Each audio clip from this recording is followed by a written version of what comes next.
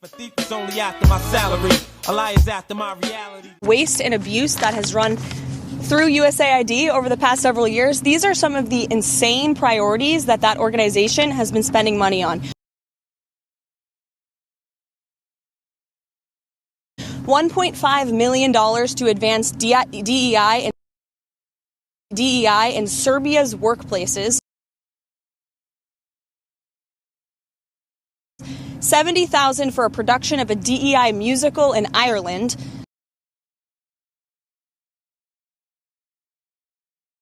$47,000 for a transgender opera in Colombia. $32,000 for a transgender comic book in Peru. I don't know about you, but as an American taxpayer, I don't want my dollars going towards this crap.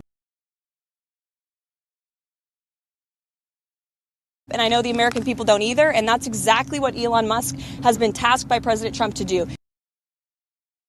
To get the fraud, waste, and abuse out of our federal government. Whatever Doge is doing, it's not democracy. We know what democracy's like. It's out in the open. It's not secret. You do two sides debate, and then the elected officials make decisions. Democracy doesn't work in the shadows.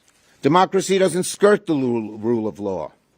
And it doesn't give special privilege to the ideas and needs of a group of ultra-wealthy people at the expense of American families. Republicans are concerned that USAID spends too much money on foreign aid when those funds could be used for domestic needs like infrastructure, veteran services, or border security. They believe that some of the aid sent to conflict zones ends up in the hands of corrupt governments or extremist groups, making the situation worse instead of better. Many argue that the U.S. should be stricter about where money goes, ensuring it only helps allies or serves national security interests.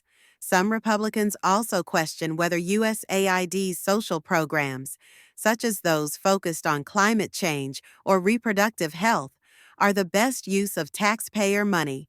Instead, they prefer aid that directly strengthens America's position in the world, such as military assistance to key allies or programs that reduce illegal immigration. Democrats strongly oppose efforts to shut down USAID, arguing that it plays a crucial role in humanitarian aid and global stability. They believe that cutting funding for food security, disaster relief, and healthcare programs in conflict zones could worsen crises, forcing more people to flee their countries and creating bigger international problems. Many Democrats also argue that reducing USAID's reach could weaken America's influence abroad, allowing other nations like China or Russia to fill the gap.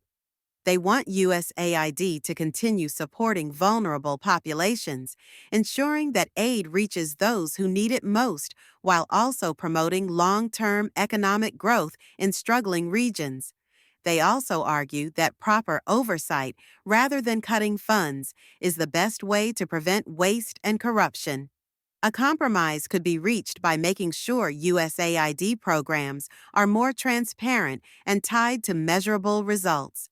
Republicans may agree to continue aid programs if they include strict oversight, such as regular audits and reports from the Government Accountability Office to track spending. Democrats may accept placing more conditions on foreign aid, similar to the Millennium Challenge Corporation, which requires countries to meet governance and anti-corruption standards before receiving funds.